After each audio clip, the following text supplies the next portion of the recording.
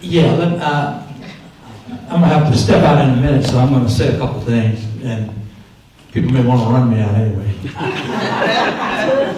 But I really think what we have to do is we have to rethink our whole criminal justice system to determine whether or not it does what we want it to do. I'm not sure it does. I'm not even sure it can. Because right now, when I look at mass incarceration and all the things that Henderson talked about, I've come to the point where I basically look at any sentence, particularly any sentence for a young African-American male, as a life sentence. Because the sentence carries consequences after whatever sentence has been imposed is served. It carries consequences whether or not you can get a job. It carries consequences whether or not you can go to school and get a scholarship. It carries consequences in terms of where you can live. It carries consequences whether you can get credit. It carries consequences in almost everything you do. And those consequences don't end with the service of the sentence.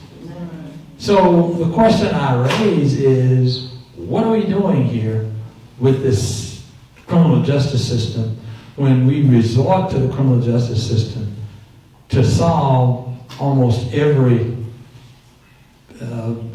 deviation from society's norms when it comes to the people who go through it? So people tell me I'm crazy, and I'm proud to be crazy. I think we have to question this whole idea of punishment as a solution to our societal problems. There may be some issues that are appropriate for punishment, but we really got to be thinking about how do we position our society for people to get along in society? And how do we take into account the fact that all of us, at some point or another, has run afoul of society's rules? And suppose whenever we run afoul of society's rules, we get punished for it. And then suppose that punishment follows us in one way or another throughout our lives, as opposed to a system that's more geared toward what is come to be called restorative justice and rehabilitation of people who run afoul of society's rules, so that we do what we can to make all of our citizens productive citizens, even when they run afoul of society's rules, and after they pay whatever penance they need to pay. How do we bring them back into a society where they can feel whole as an individual and not damaged for life? All right, I'm leaving. All right, thank you. I'll be right back. For the audience's information, we'll be taking that over.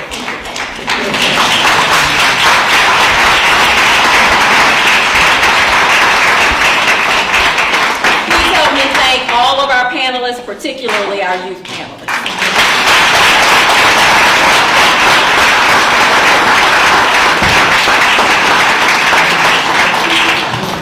And now I am going to, is Reverend Gordon here?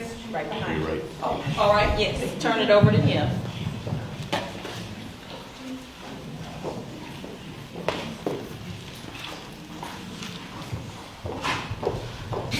How many of you learned something new today? A different viewpoint, a different mindset, especially of what you heard. This is our third session that Each and Give. First time we did it, we seen the whole movie, had a debate with the open discussion there. Last time we had some of the officials here, police here, and then this concludes the next session that we had some of the people that we see today.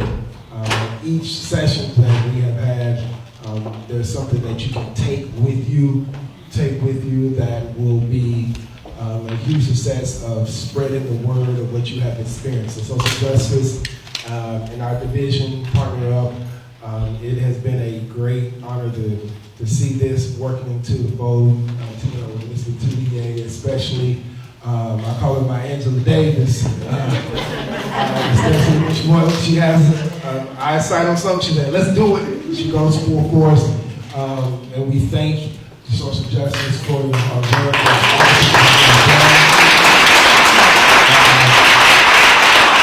We know that there's a lot of things that needs to be corrected in the system, but it takes everybody working together, and the conversation has to continue to keep going. And what you have experienced today, we ask that you spread it with others that you may see. That's a part of your platform. That's a part of your family.